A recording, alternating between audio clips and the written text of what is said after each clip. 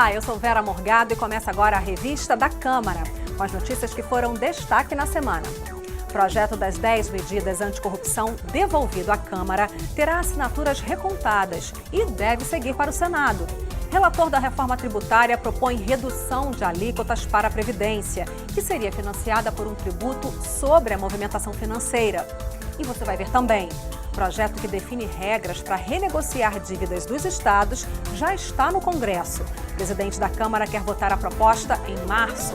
O plenário aprova a criação de um novo documento de identidade único para todos os brasileiros. A Comissão Especial da Escola Sem Partido debate formas de manter posições político-partidárias longe das salas de aula.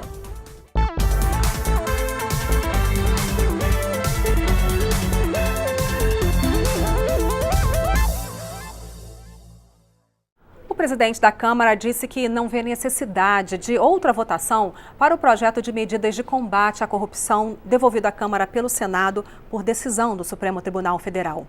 Assim, a análise dessa proposta daqui para frente, aqui na Câmara, deve se resumir à conferência das assinaturas.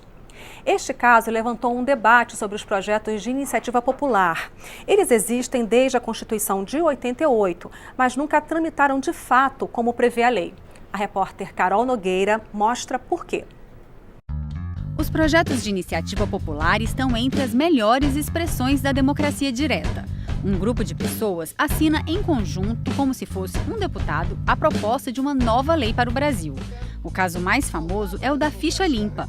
A lei proibiu que pessoas condenadas por crimes sejam eleitas. Para ser discutido na Câmara, o projeto de iniciativa popular precisa do apoio de 1% do eleitorado brasileiro, 1,5 milhão de pessoas distribuídas em pelo menos 5 estados.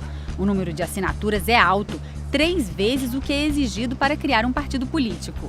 Conferir se essas assinaturas são verdadeiras, se as pessoas existem de fato e se são eleitores, demanda um grande esforço e, segundo esse especialista, exige um prazo incompatível com o tempo da política. Os projetos de lei, eles possuem um timing muito importante, que não seria razoável esperar por essa tarefa burocrática de conferência de assinaturas. Então, mesmo que alguns projetos apresentados pela sociedade já tenham se tornado lei, nenhum deles até hoje tramitou efetivamente como projeto de iniciativa popular. O que acontece é que quando o projeto chega à Câmara, ele é adotado por um deputado, que se torna o autor oficial, evitando assim a demora na conferência das assinaturas. A partir daí, a tramitação é idêntica. Tanto o projeto de iniciativa popular quanto o projeto de autoria de um deputado tramita pela comissão, pode receber emendas e chegar ou não ao plenário. É o que aconteceu com a ficha limpa e também foi o caminho das 10 medidas de combate à corrupção propostas pelo Ministério Público, que arregimentaram 2.200.000 assinaturas de apoio e foram votadas pela Câmara no ano passado. Mas o Supremo Tribunal Federal acatou o questionamento de um deputado e mandou conferir as assinaturas como a lei determina. A única coisa que a gente vai fazer, e foi o combinado, é fazer a checagem formal das assinaturas e depois retomar o rito do projeto no ponto onde ele parou. A Secretaria-Geral da Mesa já se reuniu para definir como conferir as assinaturas, mas não há prazo para concluir esse processo. No futuro, esse procedimento pode ser facilitado. A Comissão Especial da Reforma Política estuda, em conjunto com o Laboratório Hacker da Câmara, a criação de um aplicativo que coloque na ponta do dedo de cada pessoa o poder de apoiar uma iniciativa de lei. E não só para leis federais, mas também nas assembleias estaduais e principalmente nos municípios. À medida que nós viabilizamos isso num portal institucional da Câmara dos Deputados, então qualquer cidadão pode apresentar um projeto de lei e qualquer cidadão vai poder subscrever. O Instituto Tecnologia e Sociedade do Rio de Janeiro também está trabalhando para simplificar a maneira como cidadãos podem mostrar o seu apoio a um projeto de lei. O processo de colher assinaturas e submeter elas à Câmara é muito complexo e muito caro. E é um dos grandes gargalos que a gente tem hoje de ver esse mecanismo de participação popular funcionando a pleno vapor. Para o relator da Comissão Especial da Reforma Política, convidar o cidadão para legislar mais ativamente é melhorar a democracia. A partir das mobilizações em junho de 2013 aqui no Brasil, das últimas manifestações, tem uma crise de representatividade dos poderes, ou seja, a população está descrente, ela quer um canal direto, ela não está se sentindo representada. E eu acho que cabe aos congressistas do Brasil né, se antenar para isso e criar condições, tanto tecnológicas como também o respaldo jurídico. A sua aposentadoria está prestes a mudar. A pergunta é: como isso vai acontecer? O debate está aqui, numa comissão especial da Câmara.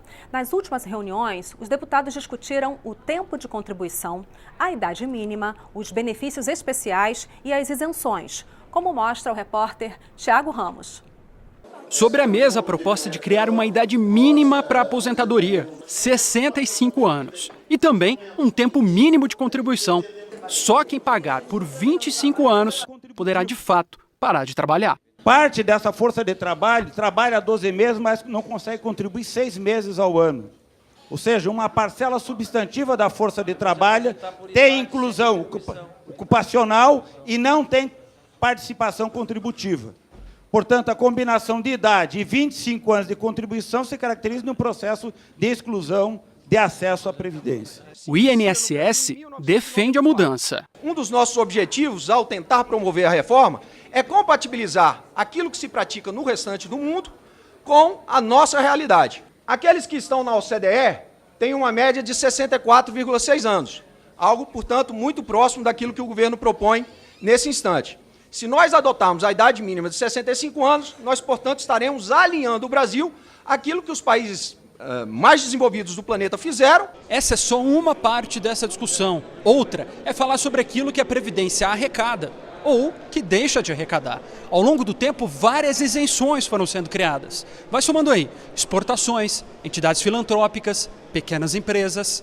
Esse é um problema que essa reforma também vai ter que enfrentar. Acho que, de fato, as isenções, particularmente da filantropia, é muito difícil que a gente possa manter na PEC. O tema não tem consenso nem mesmo entre aqueles que defendem a proposta enviada pelo Planalto. É complicado. A Santa Casa, por exemplo, ela ajuda o governo. E como o SUS paga pouco, tirar uma isenção vai agravar o quadro dos hospitais filantrópicos, das APAES, das atividades assistenciais.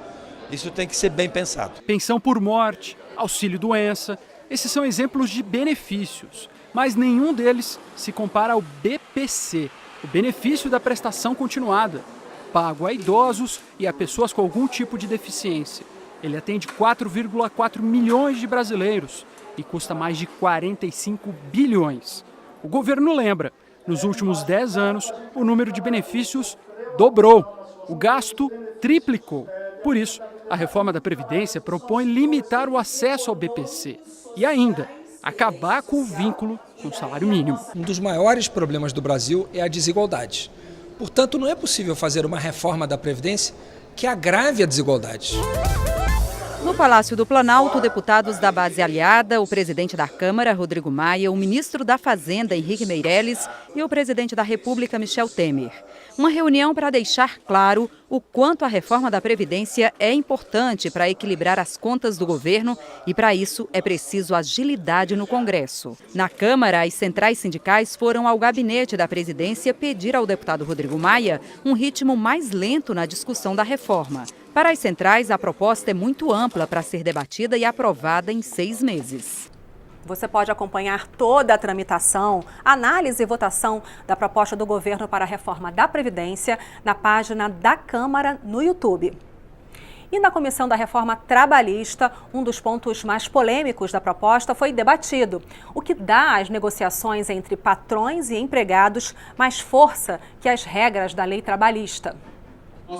Na audiência pública, os convidados e deputados discutiram um ponto específico da reforma, o direito coletivo do trabalho, que envolve questões sobre a representação dos trabalhadores, organização sindical e direitos como o de fazer greve. Nós temos verificado que o que é negociado pela empresa e o sindicato laboral tem tido resistências pelo Ministério Público e pela Justiça do Trabalho. Então, o que se pretende nessa discussão é valorizar a negociação coletiva e dar mais força ao que foi negociado. Na visão do Ministério Público do Trabalho, já há uma valorização da negociação coletiva na Constituição, né?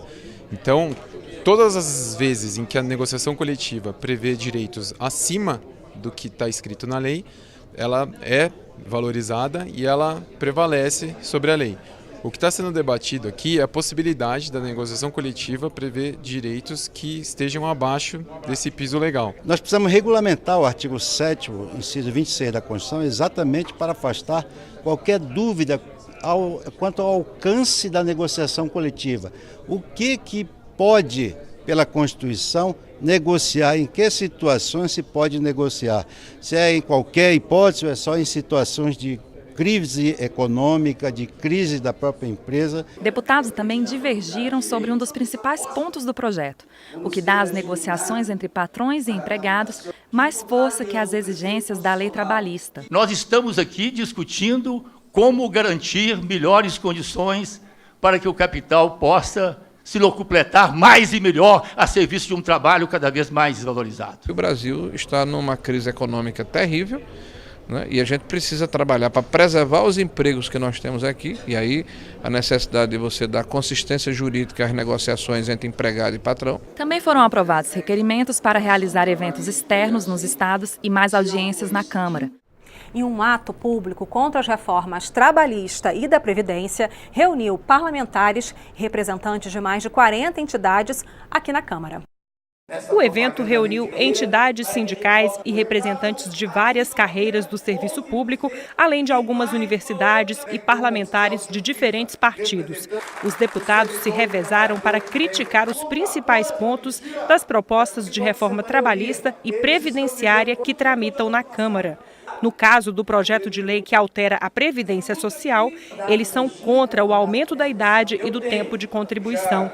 Também criticaram as mudanças para trabalhadores rurais e as mulheres, entre outros. A mudança das leis trabalhistas também foi considerada um retrocesso pelos participantes do Fórum em Defesa do Direito do Trabalho e da Previdência Social. Eles afirmaram que a proposta, ao contrário do que diz o governo, não vai gerar empregos e nem melhorar as relações de trabalho.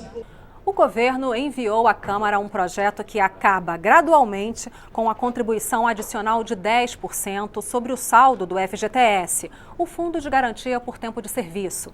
Essa contribuição, popularmente chamada de multa, é paga pelas empresas ao governo quando demitem funcionários sem justa causa.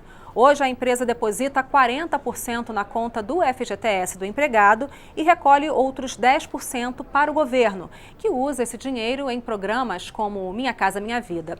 De acordo com a proposta enviada pelo Executivo, a alíquota da contribuição será de 9% em 2018, com redução de 1 ponto percentual a cada ano, até a sua extinção definitiva em 2027. E você vai ver daqui a pouco, aqui na Revista da Câmara. O projeto que define regras para renegociar as dívidas dos estados já está no Congresso. O presidente da Câmara quer votar a proposta em março. Comissão Especial da Escola Sem Partido debate formas de manter posições político-partidárias longe do ambiente educacional. É só um instante.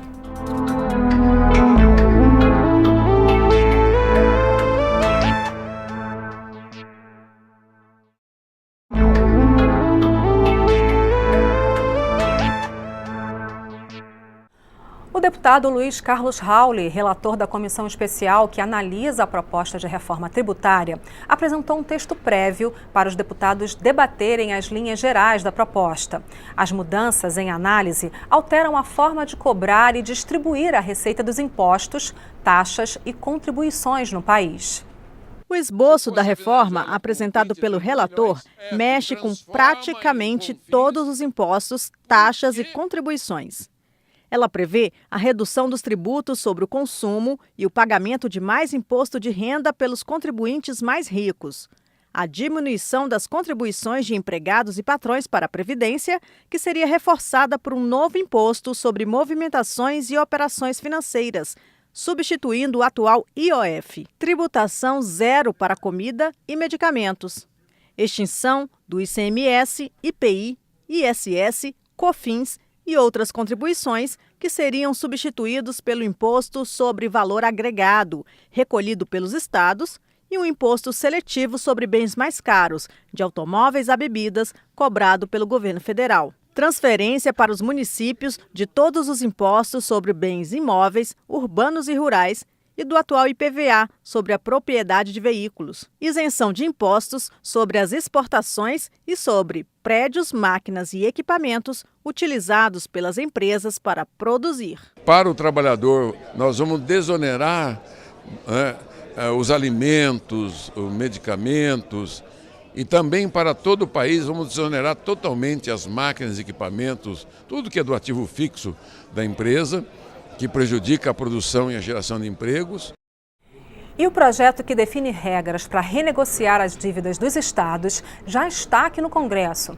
Entre as contrapartidas que deverão ser apresentadas pelos estados estão a venda de empresas públicas e a aprovação de um teto de gastos semelhante ao que já foi aprovado para a União.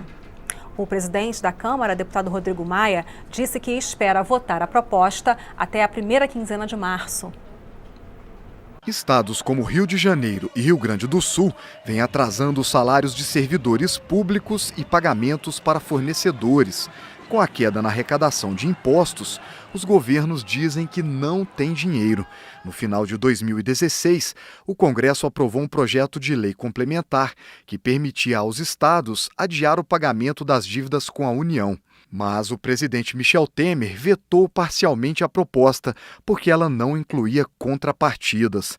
O projeto encaminhado pelo governo agora em regime de urgência define as condições para aderir ao chamado novo regime de recuperação fiscal. Os estados que quiserem participar vão ter que adotar um teto como o que foi aprovado para a União, congelando as despesas nos valores atuais, corrigidos pela inflação ou pelo crescimento da receita, o percentual que for menor.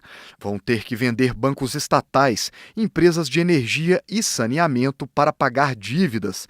Também vão ter que aumentar a contribuição previdenciária dos servidores ativos, inativos e pensionistas para no mínimo 14%, reduzir incentivos fiscais para empresas, eliminar benefícios para servidores estaduais que não existam no regime jurídico da União, criar o regime de previdência complementar, que já existe na União desde 2013.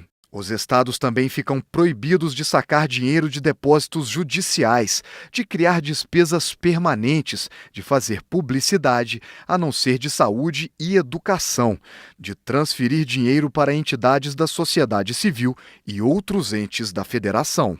Em troca desses compromissos, o projeto permite que os estados suspendam o pagamento da dívida por 3 anos, prorrogáveis por mais 3, com retomada progressiva.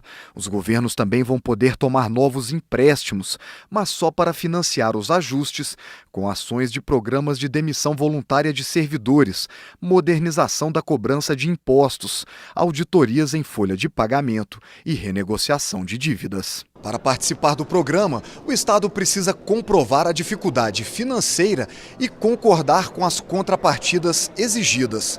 O Estado do Rio de Janeiro é o primeiro na fila para assinar o acordo. Várias das condições necessárias para isso, inclusive, já foram aprovadas pela Assembleia Legislativa. Mas outros estados também enfrentam forte recessão. O que pode ser, do ponto de vista jurídico, mais recomendado é que venha expresso e positivado na lei, que esteja de forma expressa, designada quais são as contrapartidas, para exatamente coibir tratamentos diferenciados para situações idênticas. Você não poder tratar um Estado que tenha uma relação política de forma mais branda e um Estado que possa ser amanhã ter acusações de perseguição. Falta generosidade, falta visão de grandeza, quando você quer obrigar a que os estados privatizem as poucas estatais que ainda têm e que prestam um serviço público importantíssimo. Aliás, a Câmara já se manifestou sobre isso. Fizemos uma discussão aqui sobre a renegociação das dívidas dos estados e não aceitamos impor aos estados as contrapartidas. E o presidente da Câmara, deputado Rodrigo Maia, acredita que o diálogo será fundamental. Com as contrapartidas colocadas, nós vamos ter que fazer um trabalho de convencimento, mostrando inclusive que, como no caso do Rio, o Estado do Rio já está aprovando na Assembleia todas as reformas que virão, né, no texto encaminhado pelo governo federal. Então, o meu papel é tentar construir, do ponto de vista político, as condições, como presidente da Casa, para que esse projeto possa ser aprovado na primeira quinzena de março e que a gente possa tirar o meu estado, Rio de Janeiro, da situação, né, de calamidade que vive, e que outros estados que a gente sabe que vão acabar precisando também, possam também aderir. O plenário aprovou o projeto que incentiva a prevenção do câncer de colo de útero e o que defende a mulher da exposição criminosa na internet. Também foi aprovado a criação de um novo documento de identidade único para todos os brasileiros. O plenário da Câmara aprovou 2 projetos para beneficiar a população feminina. Um determina que agentes de saúde devem ir até as comunidades buscar mulheres que não estão fazendo o exame preventivo do câncer de colo de útero. Outro é o que transforma em crime passível de prisão divulgar na internet ou nos meios de comunicação informações da mulher, como fotos, sem o consentimento dela. Na prática, é uma ampliação da Lei Maria da Penha, considerando abusos cometidos com o uso de novas tecnologias. Mulheres que têm suas imagens no momento de intimidade disseminadas pela internet, das redes sociais, como um ato de vingança. Ex-maridos, ex-namorados, pessoas que ameaçam as mulheres, inclusive com essas imagens, e que essa agressão acaba tendo um efeito mais forte, muitas vezes, ou igual, do que uma agressão física. Por isso que ela é comparável à Lei da Maria da Penha. Os deputados também aprovaram a criação de um sistema para proteger crianças e adolescentes vítimas ou testemunhas de violência. Entre outros pontos, o texto traz regras para o depoimento especial, que assegura à criança ou ao adolescente nessa situação o direito de ser ouvido em local que garanta sua privacidade e permita não ter nenhum tipo de contato com o acusado da violência. Ainda deve ter acompanhamento de profissionais especializados em áreas como saúde e assistência social. Esse projeto é uma excrescência. Vamos dar praticamente carta branca para o menor que já comete crimes de toda a ordem no Brasil, que venha a fazer com muito mais sagacidade ainda, porque vai ter que ter uma equipe especial para atendê-lo. Esse projeto não trata do menor infrator, não trata do autor de crime menor, não. Esse projeto trata apenas e só disso, das crianças e adolescentes vítimas de ações violentas ou das crianças e adolescentes, testemunhas desses atos. Outras 2 propostas aprovadas pelo plenário da Câmara são relacionadas ao trabalho. Uma cria regras sobre a divisão da gorjeta, que passa a ser considerada parte variável do salário dos garçons. Para o pagamento dos encargos trabalhistas, sociais e previdenciários, os patrões vão poder ficar com até 33% do dinheiro pago como gorjeta. O resto deve ser dividido entre os trabalhadores do estabelecimento. Outra proposta que também vai para a sanção presidencial é a que autoriza as empresas a usarem 10% da cota de aprendizes para a capacitação de jovens na área esportiva. Todas essas votações foram resultado de acordos entre as lideranças partidárias. Isso também permitiu a aprovação do projeto que cria o novo Documento de Identificação Nacional.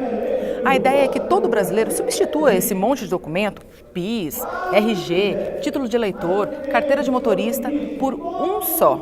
Vai ser um cartão com chip com todas as informações do cidadão. Isso é uma vontade antiga do governo brasileiro. Um documento único chegou a ser lançado em 2010, mas não vingou. Essa nova tentativa vai agora ser analisada pelos senadores. Vai necessitar apenas de um documento, de uma carteira de registro que vai servir durante a vida toda. A última aprovação da semana, e a mais polêmica, foi a da medida provisória que dá mais prazo para as emissoras de rádio e TV renovarem a concessão, inclusive reabrindo essa possibilidade para aquelas que perderam o prazo. As condições que hoje são exigidas para a renovação, como idoneidade fiscal, deixam de ser obrigatórias com o texto aprovado. Ele agora vai para a análise do Senado. Um debate sobre como incentivar o senso crítico dos estudantes sem impor ideologias nem limitar a liberdade de expressão em sala de aula. A comissão especial que analisa o projeto de lei conhecido como Escola Sem Partido realiza uma série de audiências públicas aqui na Câmara para ouvir alunos, profissionais e especialistas em educação sobre o tema. Ana Caroline Campagnolo disse que sofreu perseguição religiosa da professora e dos colegas no curso de mestrado numa universidade pública de Santa Catarina. Ela processou a professora por danos morais, já que, segundo ela, a professora não quis orientá-la por causa da opção religiosa. Ana Caroline defendeu a proposta discutida na Comissão Especial da Câmara, que obriga as escolas a respeitarem as convicções dos alunos e dos pais. O professor já tem que respeitar o aluno, já tem que agir impessoalmente, já tem que agir respeitando a pluralidade de pensamento. Todas essas leis já existem. O projeto Escola Sem Partido é apenas publicizar, para que todos saibam e para que esses crimes, como os que aconteceram contra mim, diminuam. A opinião dessa professora da Faculdade de Educação da PUC de São Paulo é bem diferente. Madalena Guasco disse que a educação não é neutra e o debate sobre ideias diferentes a respeito dos temas estudados deve estar presente nas salas de aula.